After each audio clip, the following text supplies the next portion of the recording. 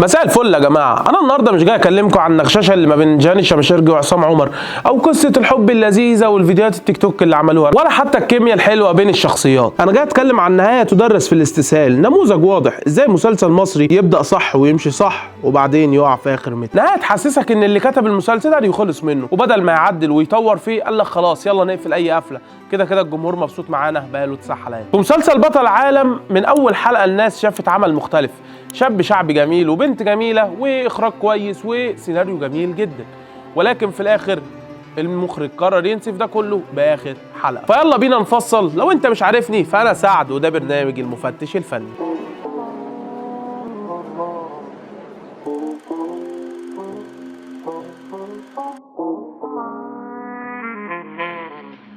مسلسل بطل العالم اشتغل على فكره جميله جدا، ان البطل هو شعبي بس مش لازم يبقى بلطجي وقوي وهو اللي بيكسب وينتصر في كل المعارك، عادي بيتضرب وبيجي يعيط في ساعات. مسلسل بطل العالم من المسلسلات اللي اشتغل على فكره حلوه، ان البطل مش دايما جامد ولا حد قوي ولا بيكسب كل المعارك. واول شخصيه معانا صلاح الحريف، اللي طبعا قام بدوره عصام عمر. لا هو سوبر هيرو ولا زعيم عصابه ولا حد عنده كاريزما مفرطه، ده بودي جارد بيغلط وبيخاف وبيتلخبط وعايش في الهامش، وده كان عنصر قوه كبير جدا لان ناس كتير شافت نفسها فيه. وعلى فكره صلاح مش بيختار البطوله ولكن الظروف هي اللي بترميه فيها. تاني شخصيه معانا دينا، اللي قامت بدورها جهان الشماشرجي، ودي بنت ابوها مات وساب لها ورث كبير، ولكن ساب لها مع الورث ده لعنه كبيره اسمها سليمان المحروق. وسليمان المحروق راجل سلطه نفوذ مال وعنده 50 مليون مش ناوي يسيبهم لدنيا. من الاخر المسلسل من الاول بيحطك قدام معادله حقيقيه، الفلوس مش دايما نعمه واحيانا بتبقى سبب دمار. ودنيا بتحاول تحمي نفسها من سليمان المحروق، فبتقعد تدور على بودي جاردات،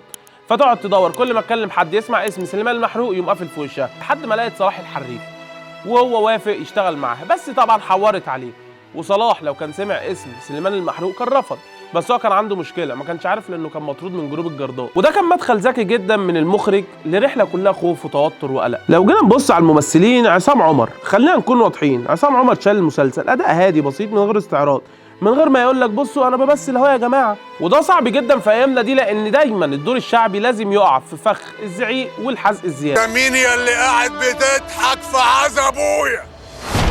لكن هو ما عملش كده، وده خلى الشخصيه قريبه شويه من الناس. نيجي بقى لجهان الشماشرجي، انا عندي وجهه نظر الصراحه فيها في المسلسل، هي بتمثل بطبيعتها، يعني انا ما شفتش منها افوره او عملت حاجه مثلا اقول هي دي الممثله الجامده جدا او الحلوه جدا. هي عملت الدور حلو ما اختلفناش وتمثيلها كويس، بس مش حاسس بتغيير بينها وبين مسلسل كامل العدد او اي عمل هي اشتغلت فيه تاني. بيتهيألي الفرق الوحيد في مسلسلات جهان الشماشرجي اللي عملت فيه دور كويس كان مسلسل اخواتي مع كندا علوش وروبي ونيلي كريم على ما اظن. ونيجي بقى للاستاذ فتحي عبد الوهاب، سليمان المحروق عمل دور الشر زي ما الكتاب قال له، شخصيه ثابته من غير زعيق من غير افوره ان هو زعيم عصابه والراجل شديد وبتاع، لا هو هادي وبيتكلم بهدوء، وشخصيته الصراحه من اقوى الشخصيات في المسلسل. وانا عن نفسي بحب الاستاذ فتحي عبد الوهاب جدا وممكن اتفرج على اي عمل عشان هو بطل فيه حتى لو بطل تاني او تالت. ونيجي بقى لكينج الشغلانه الاستاذ محمد لطفي. الصراحه استاذ محمد لطفي ما كانش محطوط على البوستر ولكن دوره كان من اقوى الادوار في المسلسل.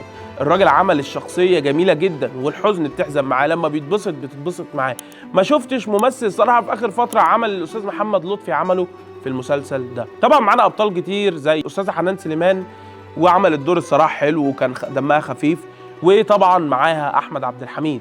وانا الصراحه احمد عبد الحميد شايفه الفتره دي بتطور غريب جدا، كل ما افتح مسلسل الاقيه وما شاء الله كل مسلسلاته حلوه ما عدا مسلسل بيت بابا نبقى نتكلم عنه في حلقه ثانيه مش دلوقتي. ونيجي بقى للقدوه تامر الجيار.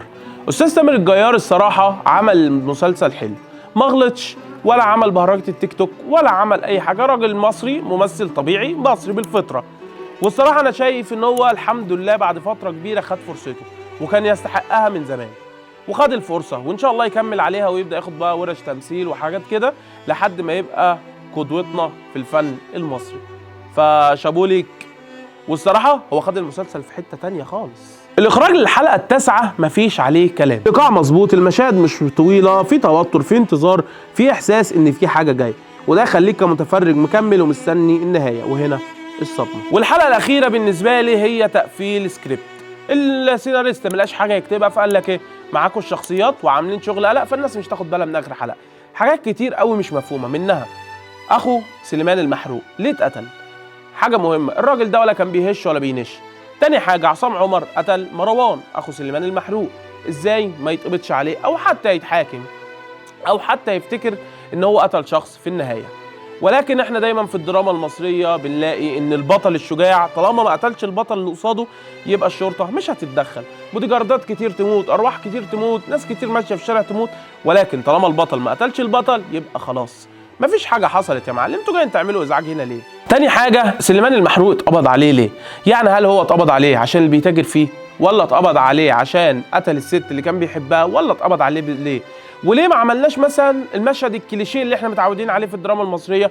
انا بقول لك يعني هو حلو انك عملت حاجه جديده بس مش حلوه، يعني حلو انك غيرت بس كنت تغير صح، كنت تجيب المواجهه الاخيره. انا ما شفتش المواجهه الاخيره، في حاجه غلط، يعني في حاجه غلط حصلت في السيناريو، اللي هو في الاخر سليمان طلع في السجن وقال له ايه هنطلعك من، يا جماعه ما هو مش طبيعي، ده مش طبيعي. وفي الاخر عصام اتجوز جيهان، يعني من الاخر فحسيت اللي هو ايه، كان في كروته الصراحه في السكريبت، فيا ريت المسلسلات الجايه تراعوها شويه. المشكله الاساسيه في المسلسل مش فكره النهايه، هي فكره الاستسهال. تحس ان الوقت زنق او النهايه ما اتخططتش كويس من الاول او الورق خلص، ودي على فكره اسوأ حاجه ممكن تحصل لمسلسل كويس. المفروض حاجه زي دي تبقى مترتبه من اول حلقه لاخر حلقه. الخلاصه مسلسل بطل عالم مسلسل قوي كويس، بدايته جميله جدا، ابطال مميزين، اخراج مميز، كل حاجه فيه مميزه، لكن نهايته ما كانتش على قد المجهود ولا على قد تعلق الناس بيه. وده خليك تقول مش كل مسلسل بيقع عشان هو مسلسل وحش، ولكن عشان ممكن ما يكونش مدروس صح لنهايته. ونيجي بقى لسؤال الحلقه، هل ممكن النهايه المستسهله تمسح كل اللي قبلها، ولا ممكن عشان الناس حبوا الشخصيات فممكن يسامحوا في استسهال النهايات؟ وطالما انت وصلت معايا هنا ما تنساش تعمل لايك، كومنت، وتشارك مع اصحابك، وتكتب لي رايك في الكومنتات في النهايه الاخيره او في المسلسل بشكل عام. أنا سعد وده برنامج المفتش الفني، سلام.